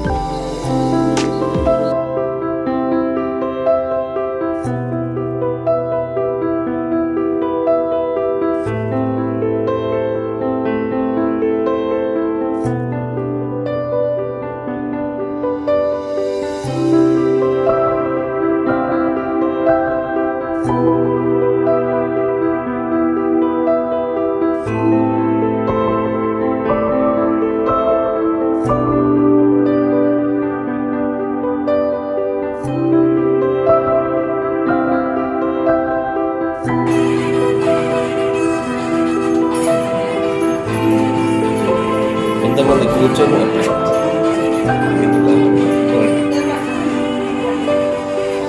కొంచెం వంగాలే, మీరంతా వస్తలేరు. ఆటవాడు ముత్తైన ఉంపకండి.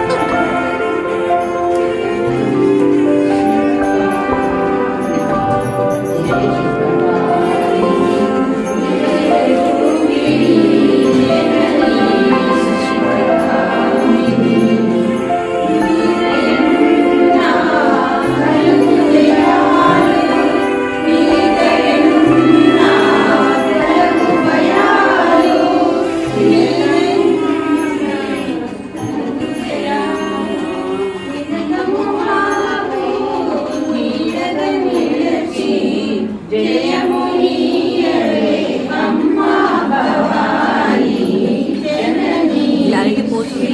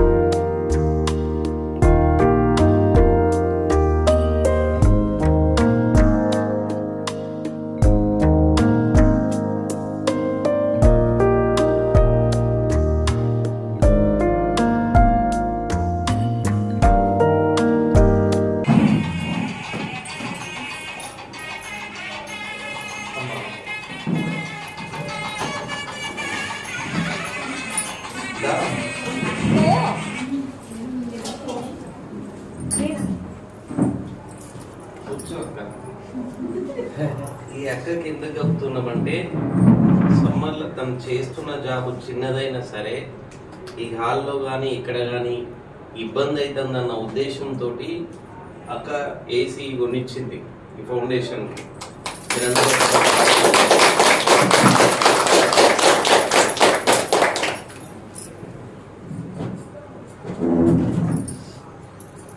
నేను కూర్చునే చీరలో కూర్చున్నానని ఫీల్ కాకండి, అంతకంటే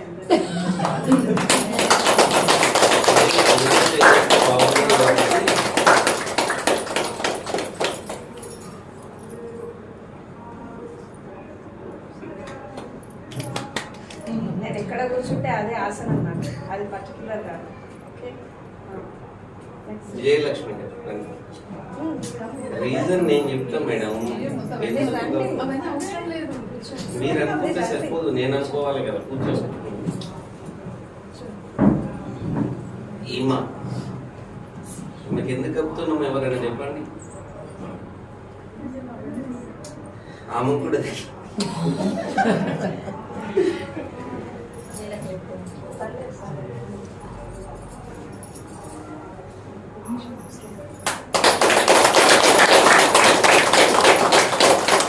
మేడం హెల్త్కు సంబంధించి వాస్తవానికి నేను కూడా కొన్ని అంటే నా పనులలో నేను బిజీ అయిపోయిన తర్వాత దరిదాపు మీరు అనుకుంటారు మీరు కూర్చొని నేను చెప్పండి చాలా వరకు కూడా అంటే రెగ్యులర్గా మేడం తోటి టచ్లో ఉండి హెల్త్ ఎట్లా ఉన్నదని చెప్పడమే కాకుండా రీసెంట్గా బ్లడ్ చెక్ చేసి ఒక అమ్మ మీద ఒక పాలసీ కూడా తీసుకున్నది 20-25 వేలు అయిన దానికి. ఆ పాలసీ తీసుకొని ఏమన్నా చిన్నది కాగానే ఇన్ని మందులు పట్టుకొని వస్తుంది ఆయుర్వేదిక్ సంబంధించి.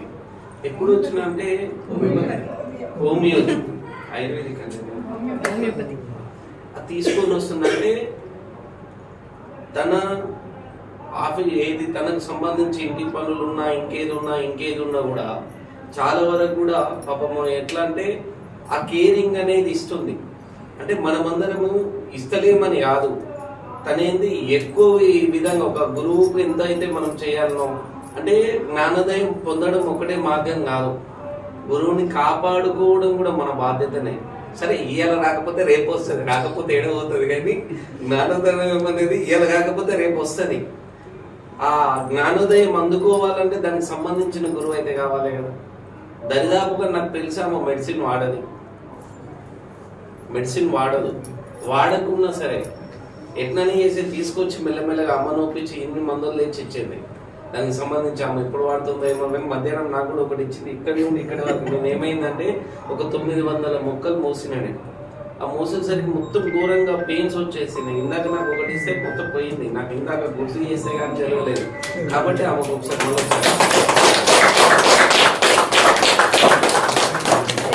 గారికి వాళ్ళ ఫాదర్ పరంపర నుంచి హోమియోపతి మెడిసిన్ తను వాళ్ళ ఫాదర్ దగ్గర ట్రైన్. తను ఇప్పటికీ వాళ్ళ ఫాదర్ ఆయన క్లినిక్లో వర్క్ చేస్తారు ఇప్పటికీ. సో అట్లా ఆమెకి వంశపారంపర్యం వచ్చింది హోమియోపతి. నెక్స్ట్ డాక్టర్ సబ్దా వెంకటేష్ రండి రండి సరిపోదు మేడం. నేను ఏం పర్లేదు.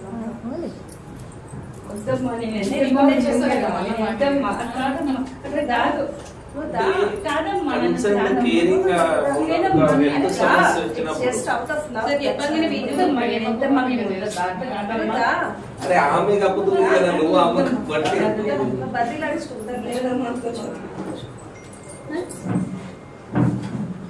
ఇట్స్ అవుట్ ఆఫ్ లవ్ తెలుసు అంతే, ఏం లేదు. ఎక్కువ తీసుకోకండి ప్రేమ అంటే.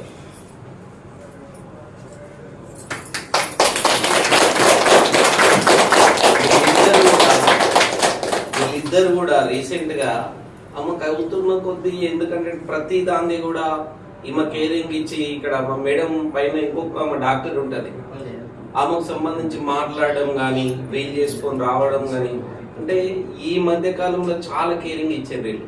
అంటే వీళ్ళతో పాటు మేడం కూడా ఇచ్చింది, నిర్మల మేడం కూడా పాపం చాలా వరకు కూడా అంటే ఈ ముగ్గురు కూడా చాలా వరకు ఆమెను అంటి పట్టుకొని ఉన్నట్టే ఉంటాను నాకు తెలిసి.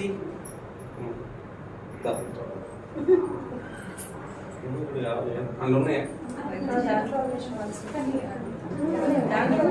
ఏంటి అవే తీసి అవే పేపర్ మీద నిర్మల మేడం మేడం ఇచ్చినాయి కదా.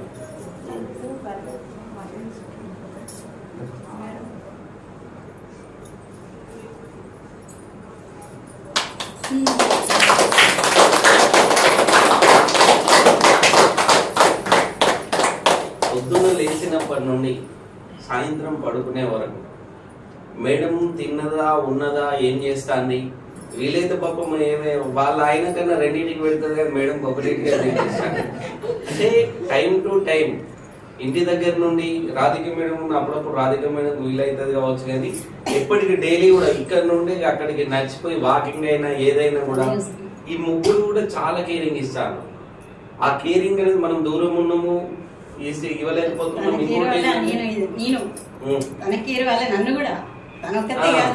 చాలా వరకు కేరింగ్. ఇప్పుడు నిన్న కూడా వాస్తవానికి నిన్న జరిగిన సంఘటనని ఇవాళ ఆమె డిస్టర్బ్ అయ్యి అసలు ఈ ప్రోగ్రామ్ కే రావద్దు. ఇవాళ మనం ఏదైతే భోజనం ఇవాళ మనం వండినామో మీకన్నా ముందుగానే ఆమె వండుతుండే వచ్చి. కాబట్టి ఆమె కూడా మనల్ని ఎట్లా ఒక కేరింగ్ లాగా చూస్తుంది. ఆమెనే కాదు మనల్ని కూడా కేరింగ్ చేస్తారు. కాబట్టి ఈ ముగ్గురు కూడా ఒకసారి మళ్ళీ కాచుకుంటారు.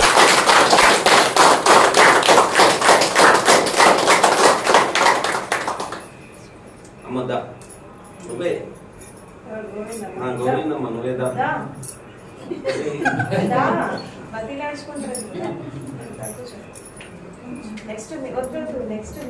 ఇవ్వడానికి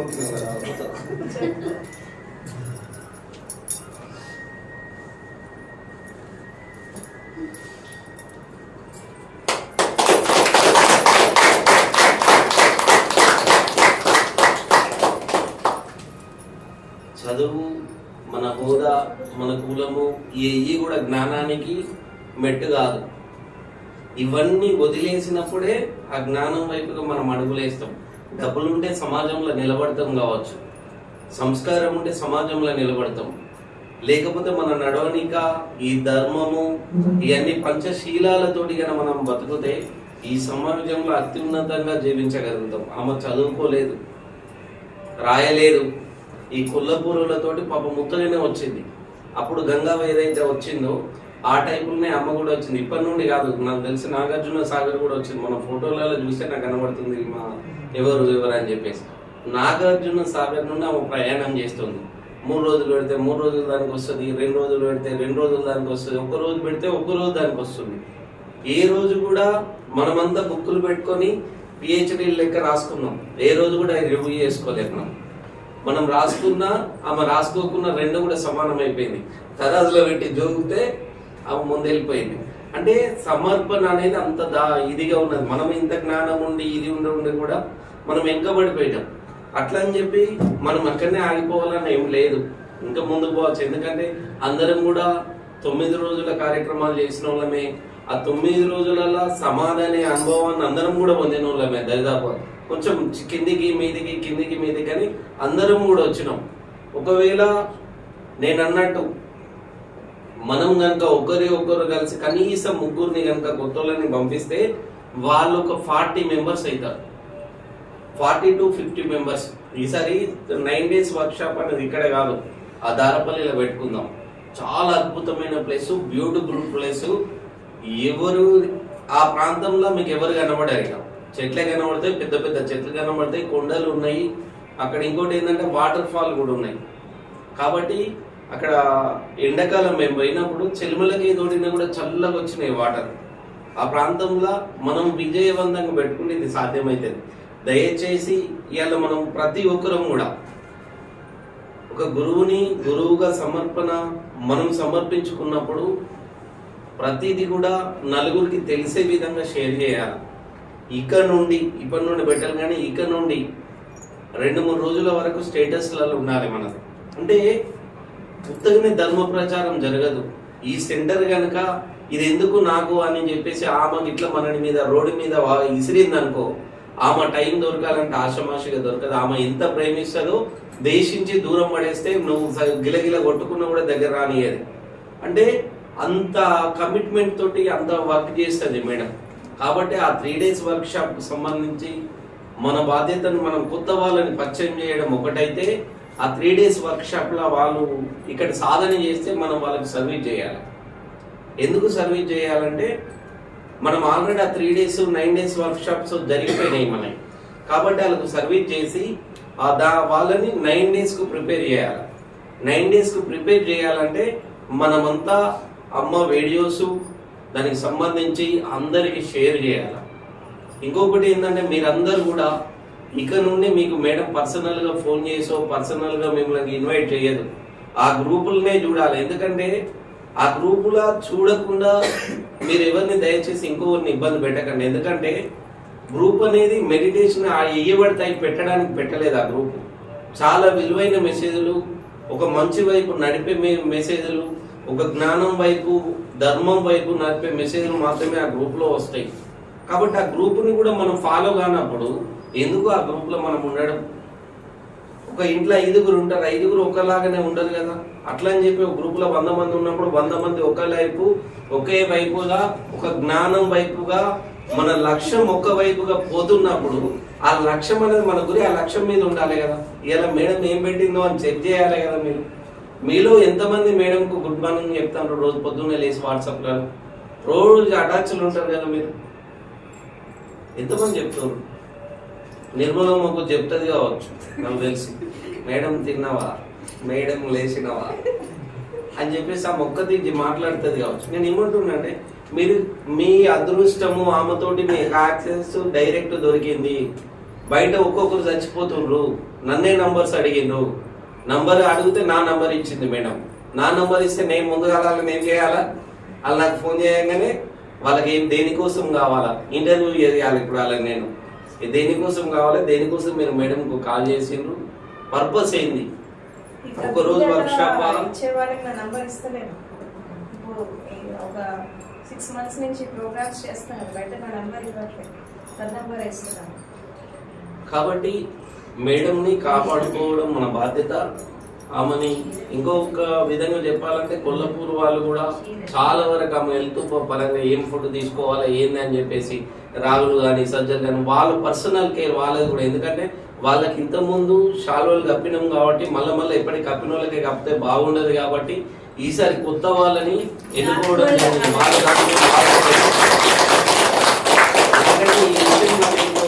అప్పుడే చెప్దాం అనుకోండి. ఎందుకంటే మనం ఇంతకుముందు అందరం కప్పుకున్న వాళ్ళమే కదా. ఈసారి మళ్ళీ కొత్తగా వచ్చింది ఆమె జ్ఞానోదయం. గంగాధర్ ఇంకో 50 కిలోలు బియ్యం 50 కిలోలకే కప్తావా? రీసెంట్ గా గంగాధర్ కూడా మనకు 50 కిలోల బియ్యం పంపాడు. ఏది ఇవ్వాలి మనం తిన్న ఫుడ్ అదే. దాని తర్వాత అమ్మది కాదే నువ్వు చెప్తే ఎట్లా? అమ్మ లేక ఎటుకో ఎట్లా పోతాం మళ్ళా. గంగాధర్ పర్వాలేదంటే ఎట్లా బాస్? ఆమె విలువకపోయినా నేను పిలుస్తుంటే నేను వెళ్ళండి. అలా నువ్వేం ఇయ్యలే. ఆశీర్వాదం ఉంటే చాలు.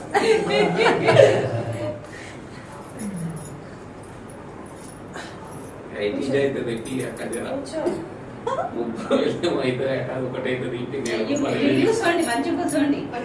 అయ్యో మంచిగా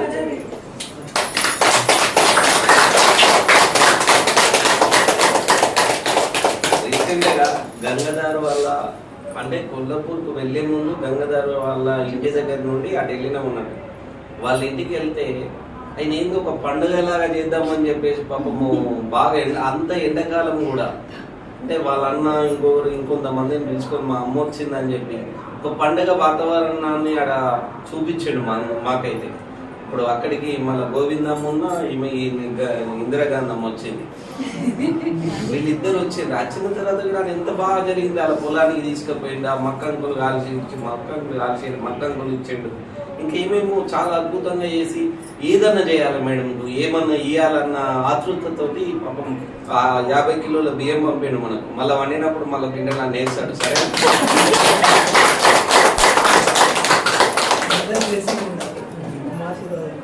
వీళ్ళందరికీ ఉంటాయి, ఏమి ఇవ్వకుండా ఉంటాయి. మేడం